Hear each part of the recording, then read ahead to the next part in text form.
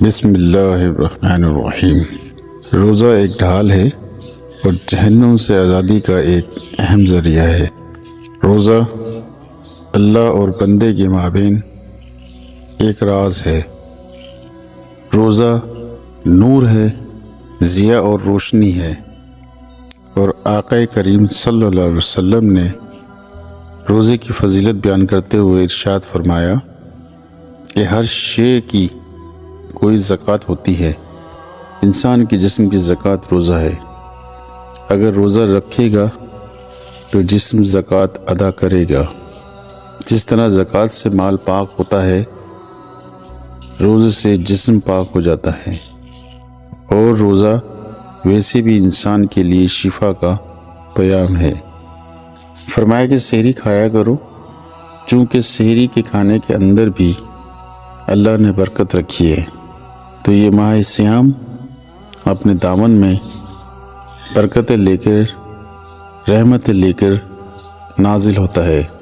اس کا پہلا حصہ رحمت، درمیانی حصہ مغفرت، اور آخری حصہ جہنم سے آزادی کا مشتبہ جاں فضا ہے۔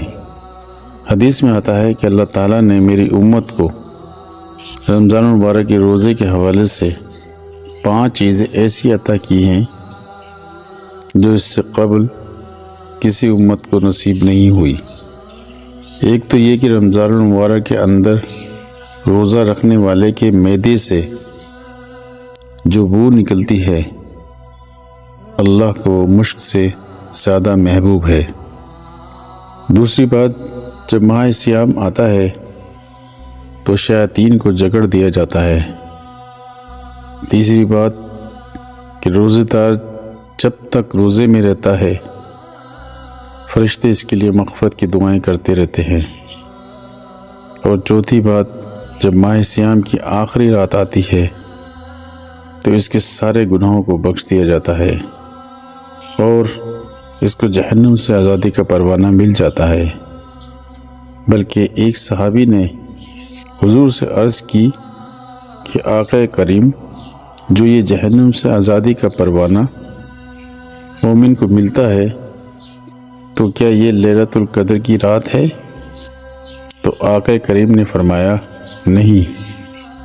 جب مزدور اپنی مزدوری مکمل کرتا ہے، جب اس کی دہاڑی پوری ہو جاتی ہے، تو پھر اس کو اس کا مالک کچھ دیتا ہے، تو یہ جو اس کو بخشش اور مغفرت دی جاتی ہے، یہ اس کی مزدوری ہے۔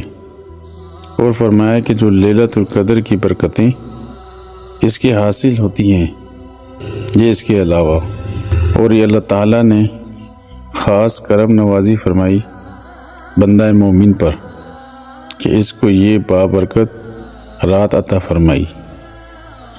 اور 5ویں فضیلت جو اس کو دی گئی روزہ دار کو، اور حضور سے قبل جو امتوں میں لوگ روزے رکھتے تھے، یہ فضیلتیں ان کو نہیں عطا کی گئیں۔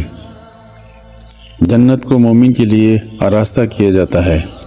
حضرت ابو ہریرہ رضی اللہ تعالی عنہ سے ایک روایت مروی ہے، جس کو امام بخاری اور امام مسلم نے روایت کیا کہ آقا کریم علیہ السلام نے ارشاد فرمایا، اللہ ارشاد فرماتا ہے، ابن آدم کا ہر عمل اس کے لیے ہے، ہاں مگر روزہ ہے جو میرے لیے رکھتا ہے، اور اس کی جزا میں اسے دوں گا۔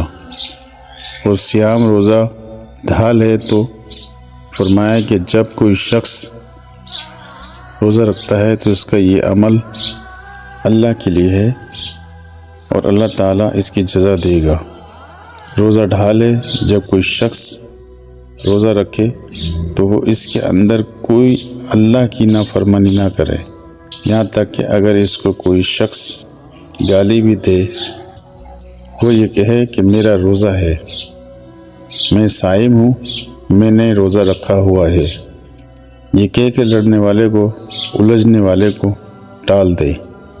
حضور نے ارشاد فرمایا، مجھے قسم ہے اس رب کی جس کے قبضے میں محمد کی جان ہے، کہ روزے دار کے معدے سے جو بو نکلتی ہے اللہ کا وہ مس یعنی کستوری کی خوشبو سے زیادہ محبوب ہے۔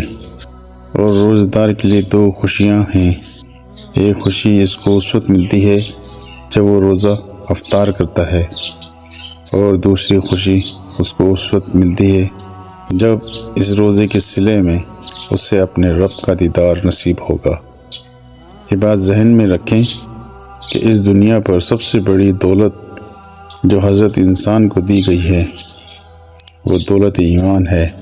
قیامت کے دن سب سے بڑی دولت جو اہل ایمان کو دی جائے گی وہ اللہ تعالیٰ کا دیدار ہوگا۔ جنت کی حوروں کو سوروں، جنت کے محلات، جنت کی اعلی نس نعمتیں دنیا کی کوئی دولت اور دنیا کی کوئی نعمت جنت کی کسی نعمت کا مقابلہ نہیں کر سکتی۔ لیکن جنت والے جنت میں جا کر جس نعمت کو سب سے بڑا سمجھیں گے وہ ہوگی بھی حقیقت میں سب سے بڑی نعمت، ایسی نعمت کہ اس نعمت کے ملنے پر باقی ساری نعمتوں کو بھول جائیں گے، اور یہ ہے کہ رب اپنے رخ کرم سے پردہ ہٹا دے گا اور ان کو اپنا دیدار فرما دے گا۔ تو یہ سب سے بڑی دولت جو مومن کو آخرت میں نصیب ہوگی یہ روزے کے صلے میں نصیب ہوگی۔ یہ روزے کا وہ ثمر ہے، یہ روزے کا وہ پھل ہے جو اللہ تعالیٰ اہل ایمان کو قیامت کے دن عطا فرمائے گا۔